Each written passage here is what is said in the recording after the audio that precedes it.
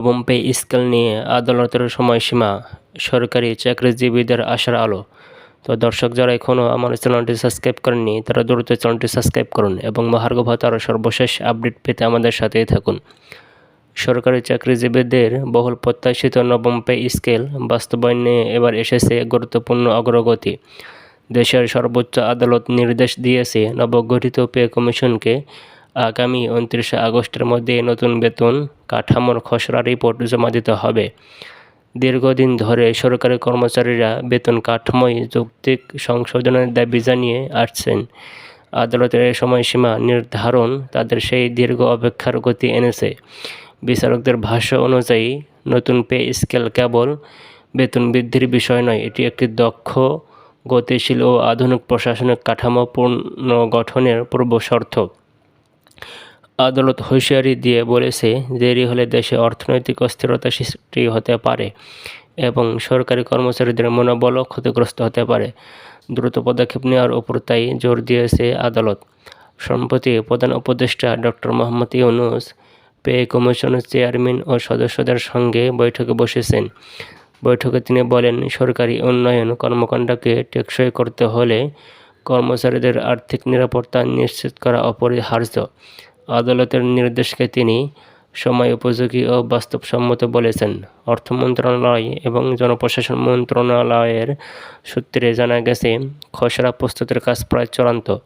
নির্ধারিত সময়ের সীমার মধ্যেই প্রতিবেদন জমা দেওয়া সম্ভব হবে বলে তারা আশাবাদী। নবম পে স্কেলে সর্বনিম্ন থেকে সর্বোচ্চ পর্যায়ে কর্মীদের জন্য নতুন বেতন কাঠামো প্রস্তাব করা হচ্ছে। অর্থনীতিবিদদের মতে এতে 50% থেকে 60% পর্যন্ত বেতন বাড়ার সম্ভাবনা রয়েছে। পাশাপাশি বাড়ি ভাড়া, মহার্ঘ ভাতা এবং পদোন্নতির ব্যবস্থাতেও কিছু গুরুত্বপূর্ণ পরিবর্তন আসতে পারে। তো দর্শক যারা এখনও আমার চ্যানেলটি সাবস্ক্রাইব করেননি তারা দ্রুত চ্যানেলটি সাবস্ক্রাইব করুন এবং মহার্ঘ ভাতার সর্বশেষ আপডেট পেতে আমাদের সাথেই থাকুন। সরকারি সূত্র বলছে, এবার এমন একটি কাঠামো তৈরি হচ্ছে যা কর্মীদের আর্থিক নিরাপত্তা নিশ্চিত করার পাশাপাশি জাতীয় অর্থনৈতিক ভারসাম্য রক্ষা করবে।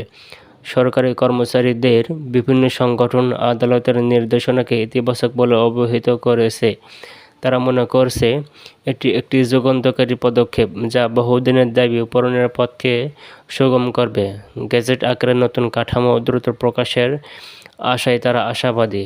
অর্থনীতিবিদরা অবশ্য এ বিষয়ে কিছু সতর্কবার্তা দিয়েছেন। তারা বলেছেন, অতিরিক্ত ব্যয় চাপ সৃষ্টি করতে পারে, তবে যুক্তিযুক্ত বেতন কাঠামো না থাকলে প্রশাসনিক অচলাবস্থাও দেখা দিতে পারে। তাই বাস্তবমুখী ও ভারসাম্যপূর্ণ সিদ্ধান্ত গ্রহণ করাকে গুরুত্ব দিতে বলেছেন তারা। রাজনৈতিক বিশ্লেষকদের মতে এই নতুন পে স্কেলের প্রভাব শুধু প্রশাসনের সীমাবদ্ধ থাকবে না, এর প্রভাব পড়বে জাতীয় অর্থনীতি, ভোক্তা বাজার ও সাধারণ মানুষের জীবন মানেও। সবশেষে বলা যায়, আদালতের এই নির্দেশনা নবম পে স্কেল বাস্তবায়নে দৃঢ় এক পদক্ষেপ। এখন সবার দৃষ্টি 29 আগস্টের দিকে, যেদিন খসড়া রিপোর্ট জমা পড়ার কথা। দিনটি সরকারি চাকরিজীবীদের জন্য নতুন প্রত্যাশা ও সম্ভাবনার দ্বার উন্মোচন করতে পারে। তো দর্শক যারা এখনও আমার চ্যানেলটি সাবস্ক্রাইব করেননি তারা দ্রুত চ্যানেলটি সাবস্ক্রাইব করুন এবং মহার্ঘ ভাতার সর্বশেষ আপডেট পেতে আমাদের সাথেই থাকুন। ধন্যবাদ।